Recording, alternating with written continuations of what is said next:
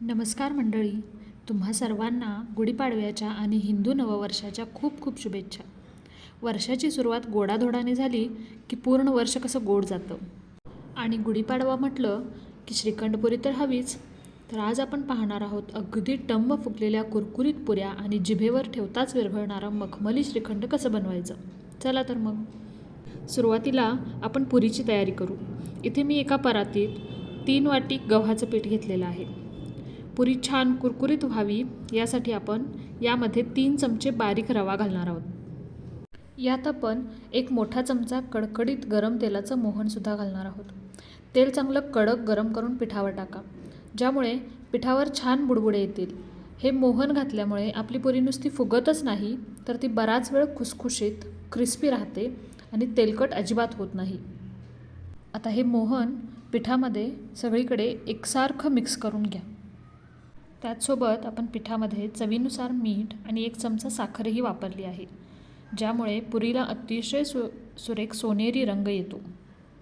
आता हे पीठ भिजवण्यासाठी आपण कोमट पाण्याचा वापर करणार आहोत. कोमट पाण्यामुळे पीठ छान मऊ होतं, रवा अगदी व्यवस्थित फुलतो आणि हो, पाणी एकदम न घालता हळूहळू घालत पीठ मळून घ्या. लक्षात ठेवा, पुरीचं पीठ चपातीपेक्षा थोडं घट्ट असायला हवं. पीठ जेवढं चांगलं मळाल तेवढी पुरी छान येईल.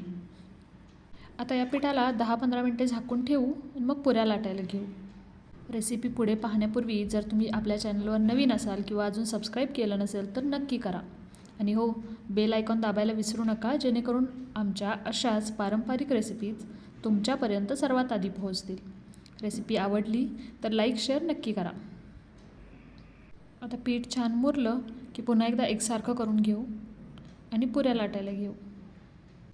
तुम्हाला ज्या साईजची पुरी आवडत असेल त्यानुसार इथे तुम्ही छोटे छोटे गोळे बनवून घेऊ शकता. बरं, आता आपण पाहू टम्म फुगलेल्या पुऱ्यांसाठी खूप साऱ्या टिप्स. तर पहिली टीप, पुरी लाटताना कोरडं पीठ किंवा पिठी वापरू नका. तर पोळपाटावर आणि लाटण्याला तेलाचा हात लावा. याचं कारण असं की कोरडं पीठ वापरल्यामुळे ते तेलात सुटतं आणि जळून खाली बसतं. यामुळे तुमचं तेल एकतर काळं पडतं आणि पुढच्या पुऱ्यांवरही ते जळलेलं पीठ चिकटून त्या दिसायला खराब दिसतात. तेल लावून लाटल्यामुळे तेलही स्वच्छ राहतं आणि पुऱ्याही छान दिसतात. आता दुसरी टीप, पुरीची जाडी. पुरी लाटताना ती चपातीसारखी खूप पातळ नसावी. जर पुरी खूप पातळ असेल तर ती कडक पापडीसारखी होते आणि फुगतही नाही. जेव्हा पुरी थोडी जाडसर असते तेव्हा तळताना त्याच्यामध्ये वाफ तयार व्हायला जागा मिळते. ही वाफेची ताकदच पुरीला आतून ढकलते आणि ती चेंडूसारखी अगदी टम्म फुगते. बरं का, आपली पुढची टीप आहे तळण्याच्या पद्धतीबद्दल. तेल तापलंय की नाही हे पाहण्यासाठी पहिला एक छोटासा गोळा टाकून बघा. तो लगेच वर आला तर तेल तयार आहे. जर का तेल व्यवस्थित तापले नसेल तर पुरी तेलात गेल्यावरती फुगण्याऐवजी जास्तीत जास्त तेल शोषून घेते. परिणामी ती पुरी तेलकट आणि चामट होते. कडकडीत तापलेल्या तेलामुळे पुरीचा बाहेरील पापुद्रा लगेच शिजतो आणि तेल आत शिरत नाही. पुरी तेलात सोडल्यानंतर ती अर्धी वर येते. अशावेळी झाऱ्याने पुरीच्या मधोमध किंवा कडेने हळूहळू खाली दाबलं तर ती पुरी अजून फुलायला मदत होते. पुरी फुगल्यानंतर तिला लगेच उलटवावे. जास्त वेळ एकाच बाजूने तळल्यास ती कडक होऊ शकते. दोन्ही बाजूनी छान सोनेरी रंग येईपर्यंत तळल्यामुळे पुरी फक्त फुगत नाही तर ती बराच वेळ आपला आकार टिकवून ठेवते. पाहताय ना मंडळी, आपली प्रत्येक पुरी कशी टम्म फुगली आहे आणि तिचा रंगही अगदी सुरेख आला आहे. आणि तो साखरेमुळे बरं का. चला तर मग आता वळूया आपल्या मुख्य पदार्थाकडे, तो म्हणजे श्रीखंड. इथे आपण अगदी स्क्रॅचपासून दह्यापासून चक्का कसा बनवायचा आणि त्यापासून श्रीखंड कसं बनवायचं हे पाहतोय. तर इथे मी 1 लिटर दुधापासून बनवलेलं दही घेतलं. पाहू शकता दही अगदी घट्ट आहे. दही हे नेहमी ताजं आणि कमी आंबट असावं.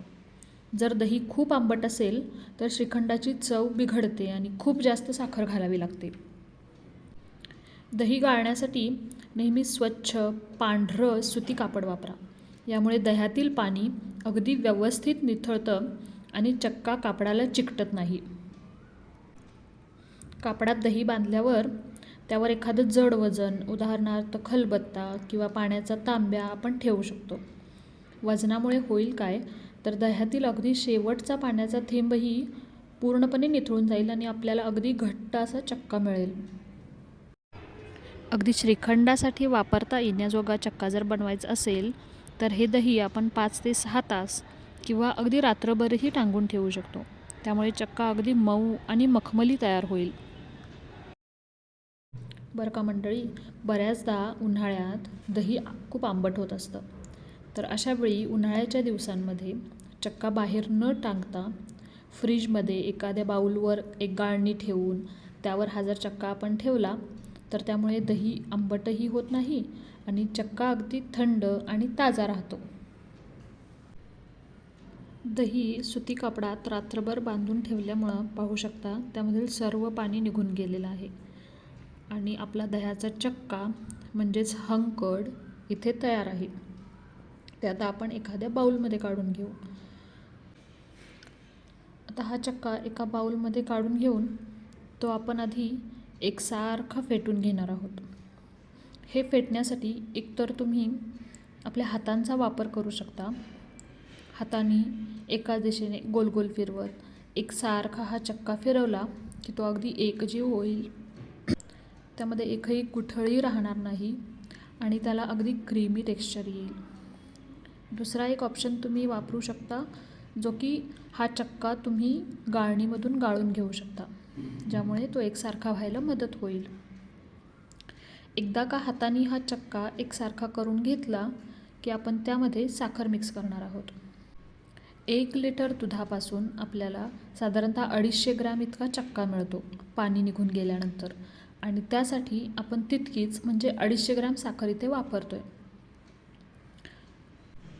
आता ही साखर अगदी छान मिक्स होईपर्यंत हाताने किंवा विस्करने अगदी छान फेटून घ्यायची, जोपर्यंत साखर आणि चक्का अगदी एकजीव होऊन त्याला एक प्रकारची चकाकी येत नाही तोपर्यंत फेटत राहा.